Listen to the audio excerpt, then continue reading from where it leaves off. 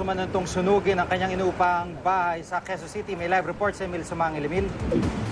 Magandang hapon, Jiggy. Nasa kustodiya na ng QCPD Station 5 ang 55 anyos na negosyanteng Filipino-Indian na itinurong nanunog ng inuupahan itong property sa North Olympus, Quezon City. Ayon sa report na nakalap ng GMA News, Jiggy, mula sa Arson Division ng BFP Quezon City, batay sa statement ng mga testigo, sinadyang sunugin ni Sabir Singh Wadi ang kanyang tirahan sa Jupiter Street.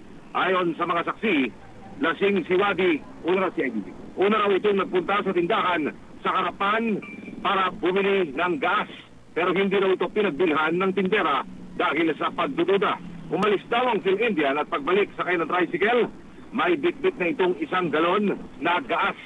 Mabilis daw na sinabuyan ng Indian ang kanyang tirahan sa kasinilaban. Nang lumalagablab na ang bahay, naglakad lang daw ito papalayo. Ayon sa investigasyon, Jiggy, kagabi pa lang, nag-aaway na ang suspect at ang kanyang asawang Pinay. Sinaktan daw ng Indian ang Pinay at dahil dito lumayas ang may bahay.